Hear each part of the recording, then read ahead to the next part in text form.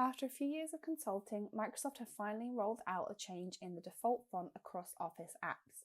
The previous default font was Calibri, but it has now been replaced by Aptos. If you're not a fan of Aptos though, here's how you can change your default font. Starting with traditional Outlook, you need to go to File and then Options and then Mail. In the Stationery and Fonts section, click on the Stationery and Fonts button. Then you have options for New Mail font and replying to emails. Click on the Font button to adjust the font as you'd like it, and then click OK and then OK again. In New Outlook, changing your font is slightly different.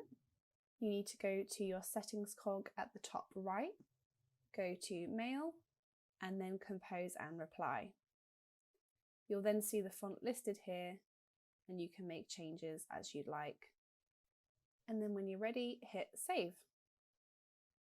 Next up is Word, so make sure you have the Home tab open. Then on the Font Formatting section, you use this little icon here.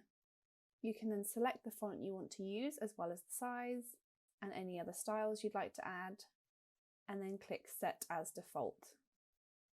So you can choose to change the default on this document only or on all of your Word documents. In PowerPoint, you will need to change one presentation and then create a template of that presentation. So to do this, go to your View tab and then click on Slide Master. You then need to click on the Font drop-down. You can go to Customize Font, and then you can change the heading and body fonts as you like and hit Save. If you then close the master view, this will update the fonts on this presentation, and you then need to save the presentation as a template. So you want to go to File and Save As, and then Browse. Go to your C drive, Users, and then your name, Documents, and then Custom Office Templates. Give your presentation template a name, and then the Save As type you'll need to change to PowerPoint template. Click Save, and then the next time you open PowerPoint, go to New and you'll see Personal, and then your templates will be saved there. And lastly, we have Excel. So on Excel, you go to File and then Options. Under General, you'll see use this font as the default font, and then you can just click to change it there, change the font size, and click OK.